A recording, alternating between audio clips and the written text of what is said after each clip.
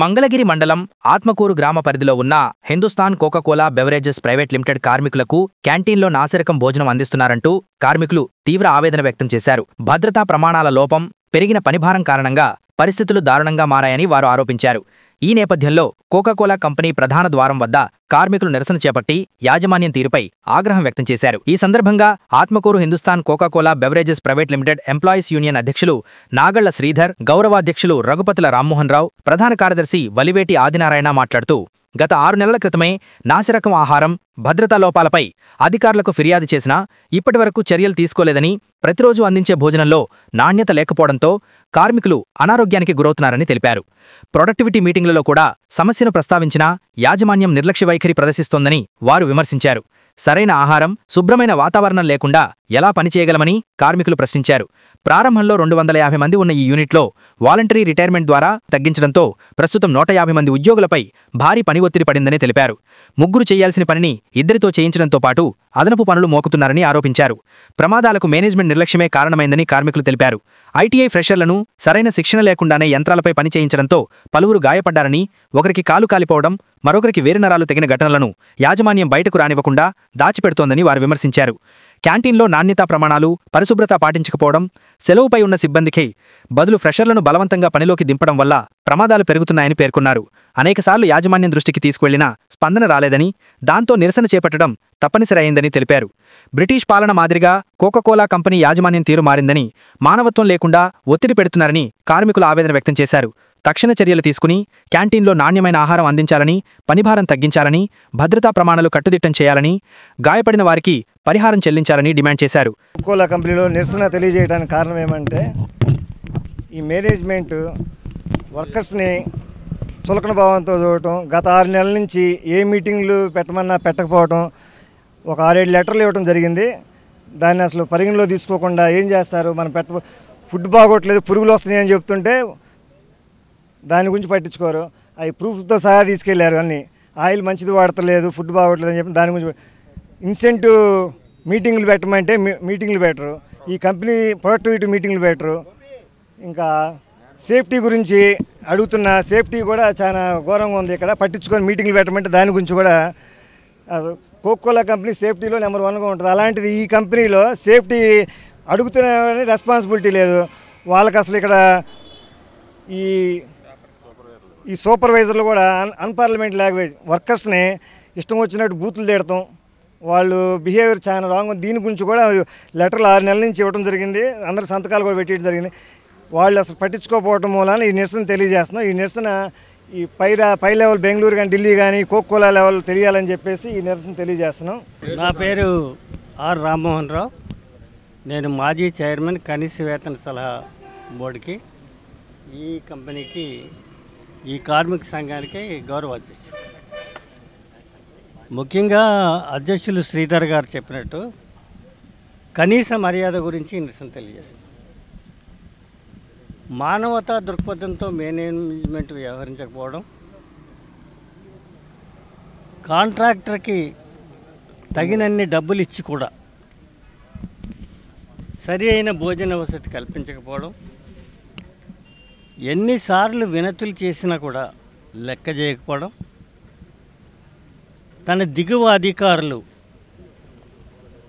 దిగువ ఉద్యోగస్తులు, ఉత్పత్తి విభాగంలో పనిచేసే సూపర్వైజర్లు కార్మికుల్ని చెడ్డ మాటలు, అంటే గట్టిగా చెప్పాలంటే బూతులు మాట్లాడటం, నిరంకుశ విధానాలు అవలంబించడం, దాని మీద కంప్లైంట్ చేస్తే లెక్క చేయకుండా వ్యవహరించడం. ప్రతి నెల 2000 రూపాయలు ఇన్సెంటివ్ వస్తుంది. ఎప్పుడు తగ్గదు, దానికన్నా ఎక్కువ వస్తుంది కానీ తగ్గదు. 2000 నుంచి 9000, 10,000, 10,000 కూడా వస్తుంది. ఈ నెల 250 రూపాయలు ఇన్సెంటివ్ వచ్చింది. ఎందుకని చెప్పవలసిన బాధ్యత యాజమాన్యానికి లేదా అండి? మన సోదరులు, మన కార్మిక నాయకులు ఇల్లు అడిగితే సమాధానం చెప్పి ఒకళ్ళాడు. హెచ్ఆర్ డిపార్ట్మెంట్ వాళ్ళు అడిగితే ప్రొడక్షన్లో అడగమంటాడు, ప్రొడక్షన్లో అడిగితే మాట్లాడు. ఎవరు సమాధానం చెప్పాలా? ఇది ఏ విధంగా జరుగుతుందంటే, ఈ పరిశ్రమ యొక్క ప్రతిష్టని ఈ పరిశ్రమలో పనిచేసి కార్మికుల ప్రతిష్టని దిగజార్చడానికి వీళ్ళు శబ్దం చేసినట్టు కనపడుతుంది. ఇది మోనోపోలి ఇది కంపెనీ, అతిపెద్ద కంపెనీ, అతిపెద్ద పరిశ్రమ. ఈ రాష్ట్రంలో ఉండేటటువంటి ఏ పరిశ్రమలో యాజమాన్యం కూడా ఇలాంటి అవినీతి అక్రమ దుర్మార్గ పనులు చేయలేదు. ఇక్కడ చేస్తున్నారు. అది ఆఫ్ చేయకపోతే మీరు అన్నారు కదా ఏం చేస్తారు తగ్గిపోతారని, మాకు దీర్ఘకాలిక ఒప్పందం చర్చలు జరుగుతూ ఉన్నాయి. అంటే నూతన వేతన ఒప్పందం రేపు చర్చలు జరుగుతూ ఉన్నాయి. రేపు మళ్ళీ ఒకసారి డిస్కస్ చేద్దాం. మేము సంతృప్తి పడితే సంతకం చేస్తాం, లేకపోతే ఉద్యమం చేస్తాం. ఉద్యమం ఎలా చేస్తాం అన్నది మేము నిర్ణయించుకుంటాం. ఇప్పుడు ఆల్రెడీ నూతన వేతన ఒప్పందంలో చాలా విషయాలు పరిష్కారమైనాయి.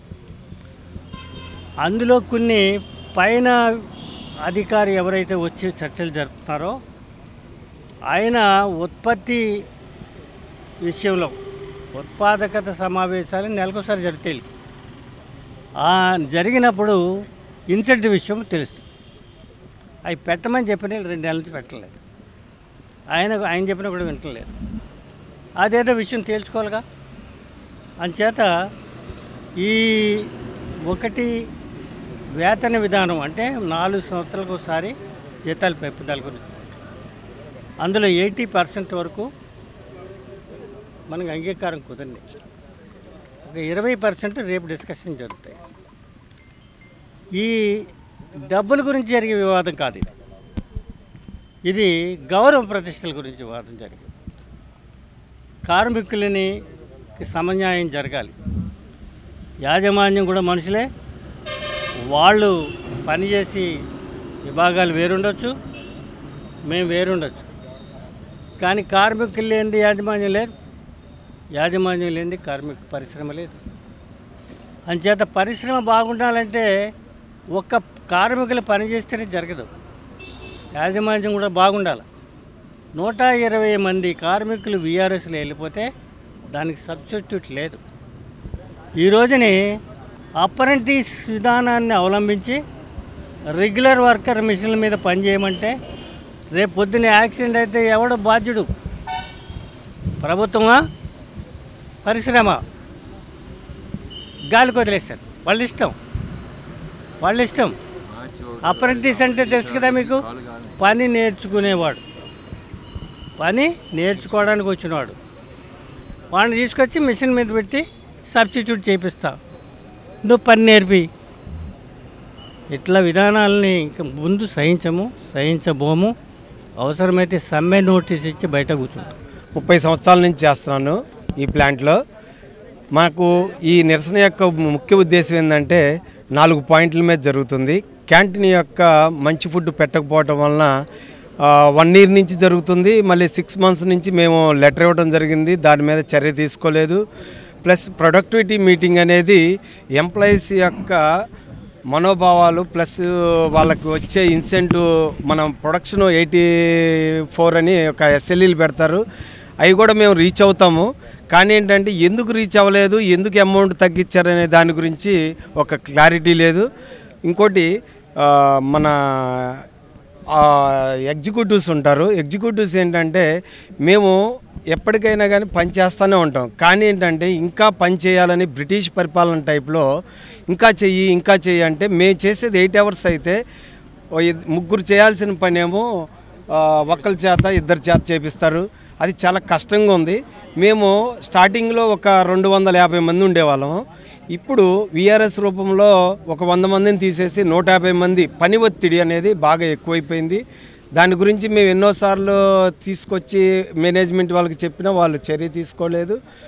మూడోది ఏంటంటే ఇప్పుడున్న మేనేజ్మెంటు ఐటీ అప్రెంటిస్ వాళ్ళని తీసుకొచ్చి వాళ్ళకి తెలియదు, వాళ్ళకి ఎక్స్పీరియన్స్ తెలియదు. వాళ్ళు ఫ్రెష్గా వచ్చి ఐటీ ఫ్రెష్గా వచ్చి మిషన్ హ్యాండ్లింగ్ చేయాలంటారు. ఆ మిషన్ హ్యాండ్లింగ్లో ఒక అతనికి కాళ్ళు కాలిన పరిణామం జరిగింది, ఒక అతనికి ఏలిపోయిన పరిణామం జరిగింది. చాలా యాక్సిడెంట్లు జరుగుతున్నాయి. దాని మీద ఎన్నిసార్లు చెప్పినా కానీ మేము వాడతలేదంటారు. కానీ మేము సెలవు పెడితే మా ప్లేస్లో అప్రెంటిస్ వాళ్ళని పెట్టేసి నడపడం జరగటం వలన ఈ యాక్సిడెంట్ల యొక్క ముఖ్య కారణము అది మెయిన్ ఈ నిరసనలో ముఖ్య ఉద్దేశం అది. మ్యాన్ పవర్ పెట్టుకోండి, మీరు పర్మనెంట్ చేసుకుంటారో ఇంకోటి చేసుకుంటారో మాకు అనవసరం. మేము అడుగుతుంది ఏంటంటే అతనికి ఏమీ నాలెడ్జ్ తెలియని అతన్ని తీసుకొచ్చి పెడతాం వలన వాళ్ళ లైఫ్ పాడైపోతుంది. వాళ్ళు ఎన్నో సంవత్సరాలు భవిష్యత్తు ఉంది, వాళ్ళ భవిష్యత్తును నాశనం చేసిన వాళ్ళు అవుతున్నారు. ఎందుకు అవుతున్నారు? ఒక అతనికి ఏలిపోయింది, కాళ్ళు ఇది అన్నీ జరుగుతూ ఉన్నాయి. అందుకని మేమేంటంటే ఇది పై మేనేజ్మెంట్కి తెలియపరచాలన్న ఉద్దేశం మీద ఈ నిరసన కార్యక్రమం జరిగింది. కాబట్టి గవర్నమెంట్కి కూడా తెలియాలి. ఎందుకంటే వీళ్ళు చేసే ఇలాంటి వ్యవహార శైలి అనేది గవర్నమెంట్కి కూడా తెలిసి వాళ్ళు యాక్షన్ కూడా తీసుకోవాలి. మేము త్వరలో దీని గురించి ఏంటంటే లేబర్ ఆఫీస్లో ఒక లెటర్ ఇవ్వాలనే ఆలోచన కూడా ఉంది. ఎందుకంటే వాళ్ళు ఆపరేట్ చేయకూడదు కాబట్టి మేము ఇస్తాము. నెక్స్ట్ అది కూడా ఇచ్చిన తర్వాత వాళ్ళు అలానే కంటిన్యూ చేశారనుకో, తర్వాత నెక్స్ట్ ఈ కార్యక్రమాన్ని ఎలా చేయాలి ఏంటనేది గవర్నమెంట్ అధికారులతో కూడా కూర్చొని లోకల్గా ఉన్న లోకేష్ గారితో కూడా మాట్లాడుకొని సార్ ఇలా జరుగుతుందని చెప్పి దాన్ని బట్టి మేము ముందలకి ఎలా వెళ్ళాలనేది గవర్నమెంట్ వాళ్ళు చెప్పిన దాన్ని బట్టి, సార్ చెప్పిన దాన్ని బట్టి మేము ముందలకి వెళ్తానని అనుకుంటున్నాము. ప్రమాదం జరిగినప్పుడు సరే ఆ ఎంప్లాయీకి అతనికి ఒక 1 month శాలరీయా ఇంట్లో పెట్టి చెయ్యాలి. కానీ అది జరగట్లేదు. కాబట్టి అది కూడా మాకు చేయాలని ఇది ఉంది. అతను 3 months రెస్ట్ అయితే అతను పూర్తి మాకు వచ్చే అమౌంట్ మొత్తం ఆ 3 నెలలు మాకు ఇప్పించాల్సిందిగా మేనేజ్మెంట్ వాళ్ళని కోరటం కూడా జరుగుతుంది. ఉంటాయి, మెడికల్ అలవెన్స్లు ఉన్నాయి. దాని గురించి కూడా మా సార్ చెప్పినట్టు రఘుపతుల రామ్మోహన్ రావు గారు దానిలో ఒక పార్టు, మా వేజ్ బోర్డు సెటిల్మెంట్లో ఒక పార్టు, దాని గురించి కూడా కొన్ని మేము ఫైట్ చేయడం జరిగింది. ఫాదర్ మదర్ అవి ఇవ్వటం జరిగింది. కొన్ని జరుగుతూ ఉన్నాయి, ఇంకా కొంచెం జరుగుతూ ఉన్నాయి. కాబట్టి రేపు ఒక మీటింగ్ ఉంది, దాంట్లో మేము నిర్ణయం ఏంటి అనేది తెలియపరుస్తాం.